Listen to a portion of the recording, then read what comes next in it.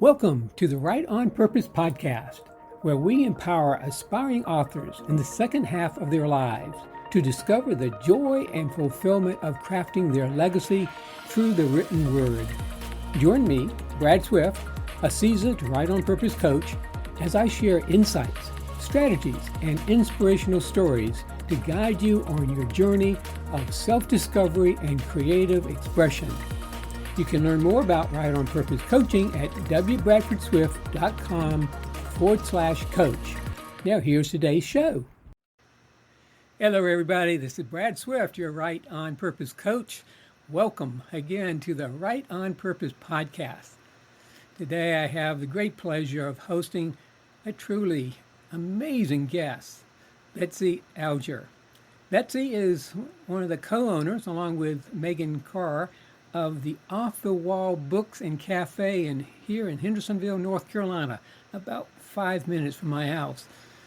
This is a cherished haven for book lovers, writers, and the local community. And quite honestly, it's one of my favorite places to go on one of my art estates. Betsy's journey with books spans over several decades, culminating in her heartwarming collection of memories and poems, hyperlexic dreams, and bookstore schemes. Oh, I love words that kind of flow like that. Betsy was diagnosed with autism at the age of 33 and living with face blindness. And I'm going to ask her to pronounce the technical name of that in just a few minutes. Betsy has turned her neurodivergence into a unique strength, creating not only a bookstore that sells, she sells books, of course, but also fosters a sense of community and belonging. And again, as I said, one of my favorite places to hang out. Her story is one of resilience, creativity, and a deep love for literature. Today, we're going to dive into the world of indie authors and how they can successfully approach bookstore owners to get their books on their shelves. With her extensive experience and unique perspective, Betsy will share some invaluable insights and tips and stories that are sure to empower and guide indie authors in their journey. So, without further ado, let me welcome the remarkable Betsy Alger to the Right on Purpose podcast. Hey, Betsy. Hey, it's great to be here today. Good to have you. Good to have you, even on a Monday when the bookstore is closed. Good to see you as well. So before I forget, let's go back to face blindness. And what is that technical term again? It's prosopagnosia, and it's not strictly a blindness exactly. It's more that my brain doesn't remember faces, so I can't pull them up the way that most people can. So somebody can approach me in the grocery store, and I think that they're a complete stranger until they say, "Hi, Betsy, how have you been?" And then I'm like, "Oh, I guess I know this person. Okay." And so, it's like when I walk into the bookstore, I walk in like this. Hey, Betsy, remember, right? Right on Purpose. I'm the author. So, by the way, if you're just listening to this podcast itself, I just showed up my book. A little bit of shameless plugging there as well. So, so it really could be. You could say it's more like facial amnesia than facial blindness. Yes, yeah. Face blindness is really a colloquial term that isn't 100% accurate. Yeah. But yeah, there's no recall at all. And until I learned what it was, I was 29 before I knew that other people could recognize faces. Wow, that's amazing. That 29-year-old life going through thinking everybody else has the same thing going on, and you just don't even question it. Makes me wonder how many other things I'm blind to that everybody else can see that I can't see.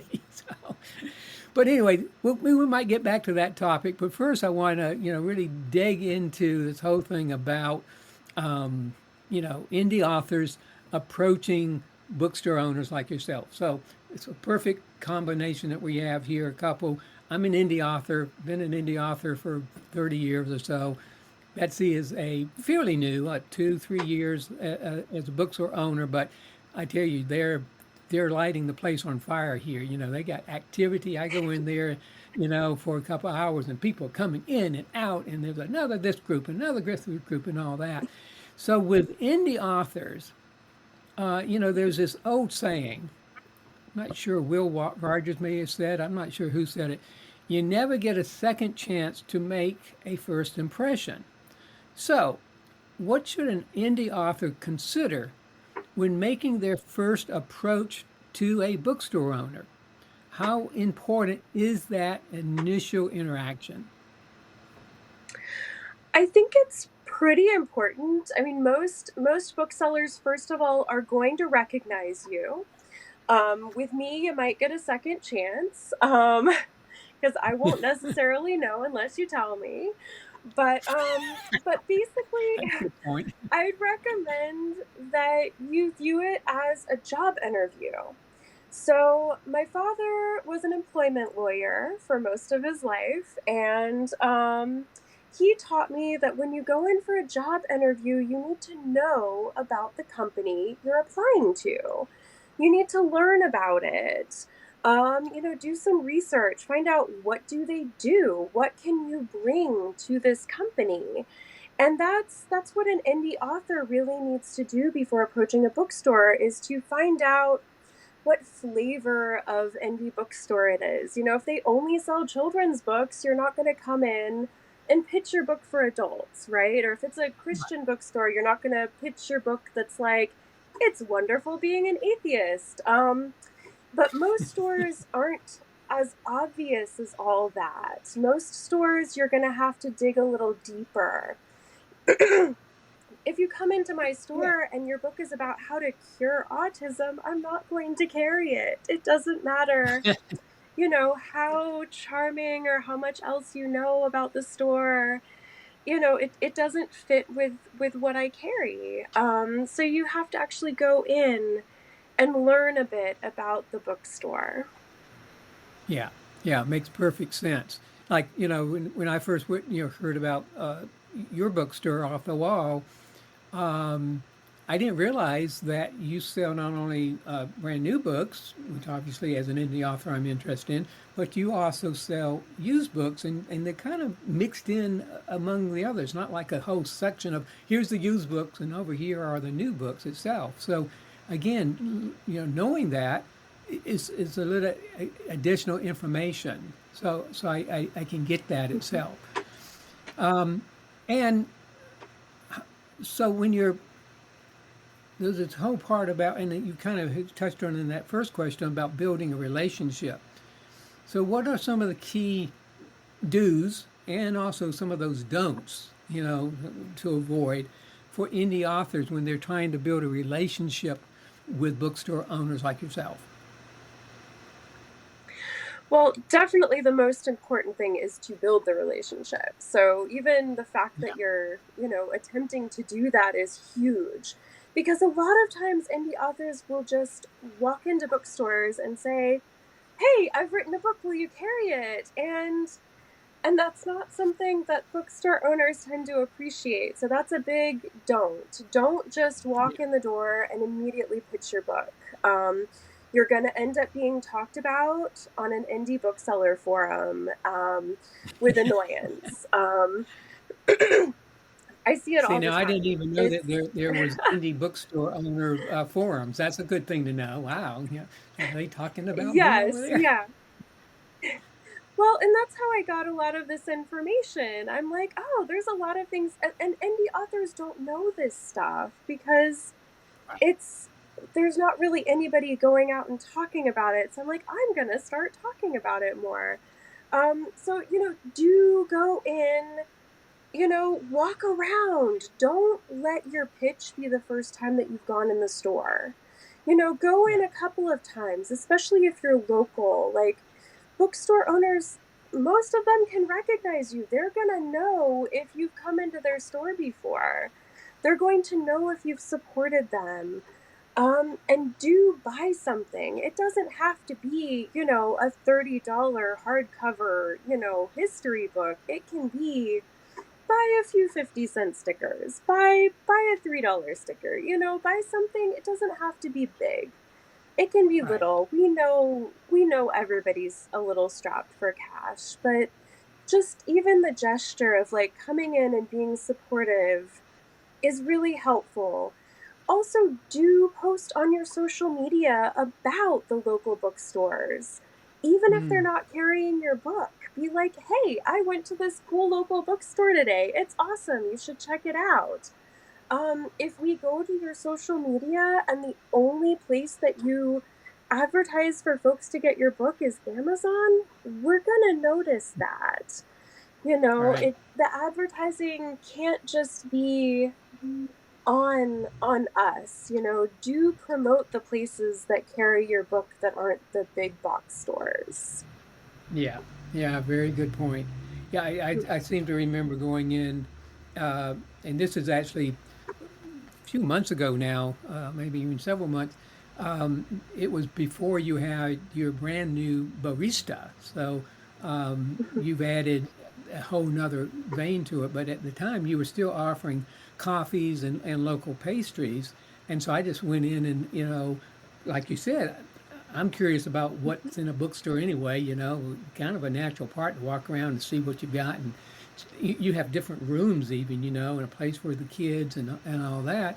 And so I ended up, ordering, coffee and a Danish or something like that, and just, hung out for a while. And I've been in there at least once, maybe even twice, while another indie author comes in, and I've seen it. They're there. They're there for 2, 3 minutes maybe. And oh, by the way, and they start talking about, would you be interested in carrying my book? So you're not making this up. This is happening in real life, guys. We want to be responsible indie authors to really look at, for me, how do you create a win-win scenario? Where yes, you benefit by their being carrying your book locally, but also they benefit by what you can provide as well. So, anything you want to say about that? That was not Oh in our list yeah. of questions. Yeah, definitely. The more that you promote your book being in our store, the more copies we sell, which benefits us, and then we order more copies, which benefits you. A lot of times in the independent bookseller forums, I hear them talking about how the local author section, just nothing sells from it. And Mm, if a book doesn't sell, or if it takes a really long time to sell, we're not going to get it back in. We're not yeah, going to order another copy because we're little. We don't have a lot of space. yeah, Um, so if authors aren't promoting it, then we can't sell the book. And if you want us to be around when your next book comes out, you gotta help us sell some books. right, right. It is called a bookstore for a reason. So, Yes, yes. yeah, very good. Regarding the presentation of the book, how important is the presentation of the book, including the cover design and maybe the synopsis, when an indie author is pitching their book to a bookstore after coming in for a couple of visits, after creating a relationship? How important is it? I mean, I'd say it's definitely less important than the other things, Mm, but what I really love is when a cover grabs a customer's attention. So, like, my book, for example, the cover is a cross stitch that I did of a dragon sitting on a bookshelf reading a book.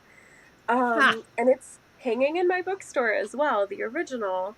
And a lot of folks come in and buy it just because they're like, oh, that's a great cover. Um, the more interesting and intriguing your cover is, the more likely we are to set it up so that it's facing outward as well.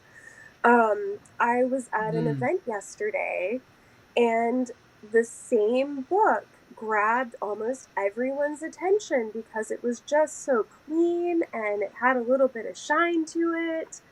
And it was just the one that everyone was like, oh, this is pretty. I'm gonna stop and look at it. And even though I didn't Wow. sell any copies of that specific book, it got several people to stop and look more closely at the other books on my table. Interesting. Interesting. Yeah, again, going back from personal, I brought in a ARC, a reader's advanced copy, to and got you and Megan's input on the cover, and the cover that it is now. And again, I'm going to show it, even though if you're on the podcast part, you may not see it. We may also be doing this on video. This is not the cover that I brought in. The text is the same, the basic picture is the same, but the color, it was all white and before. And one of the first things that both you and Megan said is, you need more color. So my graphic art person, who happens to be my wife, went to work at okay, we got some good suggestions here. How can we add more pop to it? And so again, this is part of the win-win. You have a whole different perspective about what sells and what doesn't sell. So it'd be crazy for us indie authors to not listen to to that kind of advice itself. So give me the opportunity to say again, once again, thank you for that valuable input itself. So the book cover, and how about the synopsis? And is that important to you as a book? So, I mean, obviously it's important to the readers, but how important is it to you as far as you're carrying the book or not?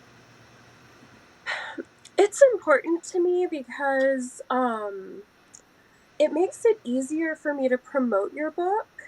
Um, I cannot possibly, it is not humanly possible for me to read every single book in my store. Um, so having a good idea of, what's in the book. Also, this is where it comes back to relationship building. The more that I have gotten to know an author, the better I can promote their book. So Hmm. just the more that I know about the book, the more that I know about the author, the better it fits within the values of my bookstore, the more easily I will be able to promote the book. And having a well-written synopsis is great because then I can copy and paste it. I can put it on my website. I can put it on if you're having an author event. I mean, I've used you as an example to other writers as what to do when approaching an indie bookstore because you brought us all the materials that we needed.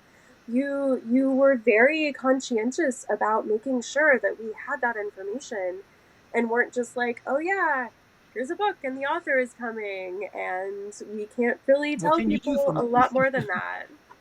Yeah, Yeah. yeah. Yeah, I think if anything, I tend to err on the side of giving too much information. So, but then you can pick and choose which is most valuable, and that's how I learn as well. So, Yeah. can you share some common mistakes you've seen, and you've already shared some of the most obvious ones? Any other common mistakes you've seen indie authors make when approaching a bookstore owner, and particularly anything else about how to avoid pitfalls? There may not be anything else there, but I want to give you one last shot at that. I mean, really, the big ones are just like not knowing enough about the store ahead of time, not having built that relationship, expecting us to do all the marketing for your book. We have thousands of books. Your Right. fans are the ones who want to buy your book. So if you're telling your fans, hey, this bookstore is an awesome place and it carries my book, please buy it from them if you're able to, because we can't offer the discounts that other places can. But if, some of your fans can afford to buy it from us, and Yeah, we appreciate that.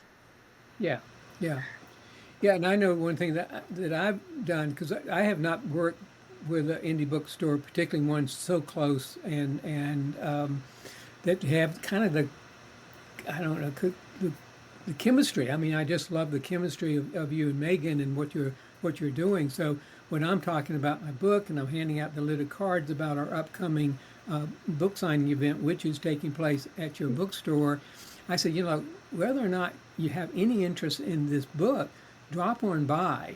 I said, these are super cool people, and having an indie bookstore here in our area is important for book lovers as well as indie authors itself. So every time I'm doing what I can to kind of just drop on by, and I always particularly recently since you've got now have the barista with some excellent coffee. That's a definite draw. Okay, you're not interested in books. I bet you're interested in a good cup of coffee. So it's working. It's working itself. All right, let's see. Is there anything that indie authors can do to best demonstrate the value that their book can bring to a bookstore, making it, an attractive addition to your shelves? Yes, yeah. If you, I mean, it can help to start off with a compliment about the bookstore, to be like, oh, here are the things that I appreciate about your bookstore. And here is how I think my book would enhance or add to what I appreciate about your bookstore. Talk about how you would promote us. Talk about how, you would mention that we carry your book. Just kind of let us know that you understand that it's a reciprocal relationship. Because I do think that it's easy to forget, because I know indie authors do a lot to promote, and it's not easy. And I think a lot of bookstore owners also don't realize how much y'all do, because most indie Yeah, bookstore owners are not also indie authors. So there needs right. to be more conversation, more understanding between the two groups. I was Yeah. honestly shocked when I was first reading about indie bookstore issues with indie authors, and I was like, how can there be this disconnect? We should be on the same side. There shouldn't be a disconnect there. Um, and so just recognizing that it's hard to own a bookstore, it's hard to do all the promoting, and it's hard Mm, when we can't compete with these big box sellers on price. And so an indie author letting us know that they recognize that they actively do things with their promotion, and that they notice things about our store. It makes it so much more likely that we're going to be like, yeah, this is great. It fits with our store, and you recognize that what we do is hard, and we can recognize that what y'all do is hard, and it makes a difference. It really does. yes, yes. And, and there is something about the power of collaboration. We're not in competition, we're in collaboration, with each other. The win-win kind of attitude, I think, is really important. I'll add Yes. one other thing is that, if you're in a situation like I am where I have multiple books, while I approached Betsy initially over the Right on Purpose book, Authoring Your Legacy in the Second Half of Your Life, because it's just now coming out. I also, over time, as we, again, building that relationship, brought in some of my other books.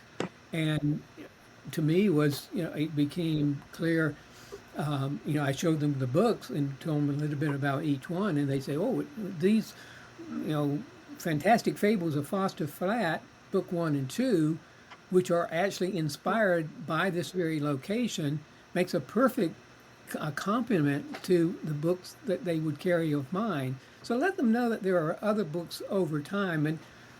But while I was tempted to bring in all 33 of my books, I thought, well, let's not overwhelm them. They got thousands, like you said, they got hundreds and thousands of books already.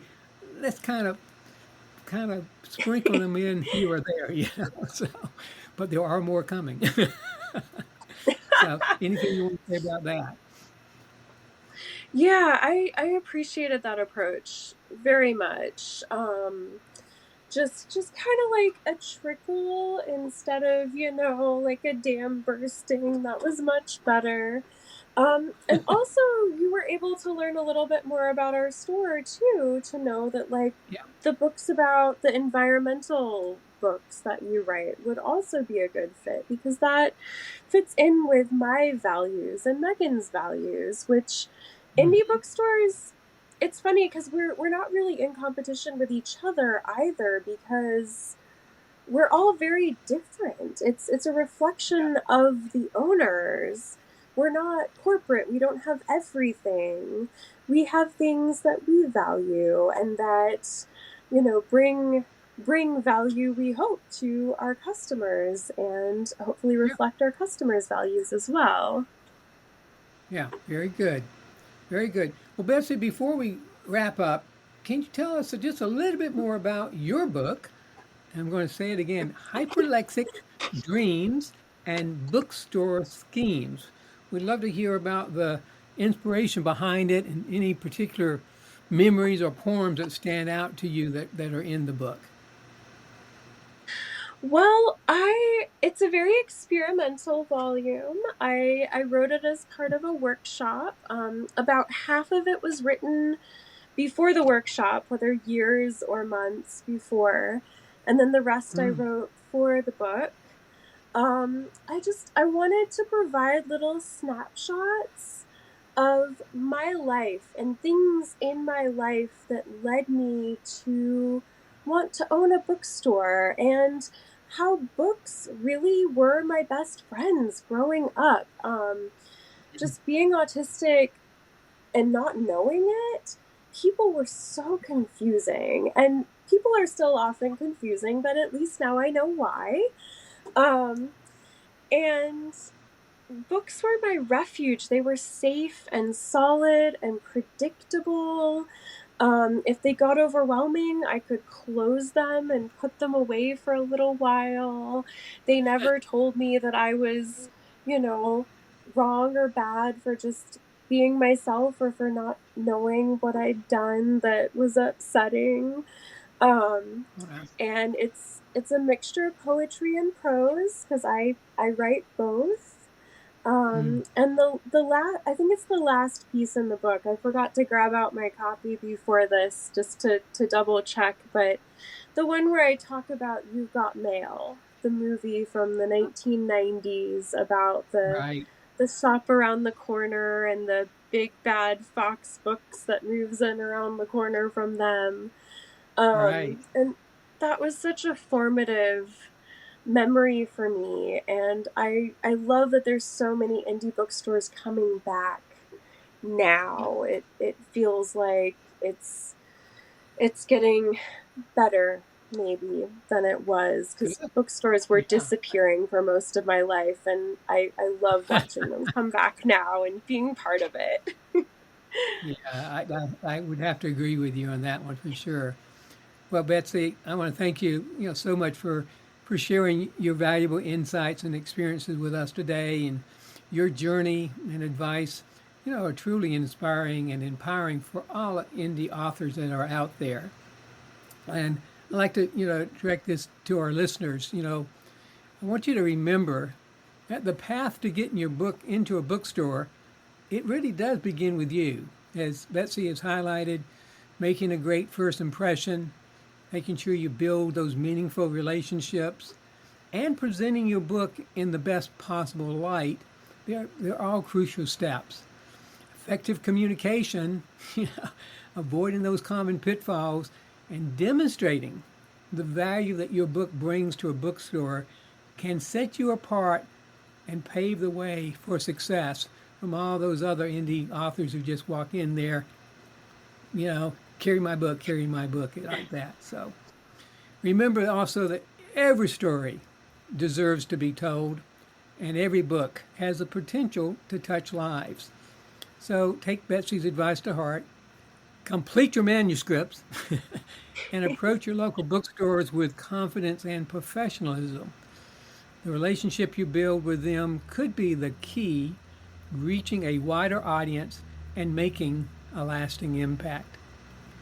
I want to thank you for tuning in to Write on Purpose podcast. This is Brad Swift, your Write on Purpose coach, reminding you to write with purpose, publish with pride, and share your stories with the world. Until next time, keep writing and living on purpose. Take care, everybody.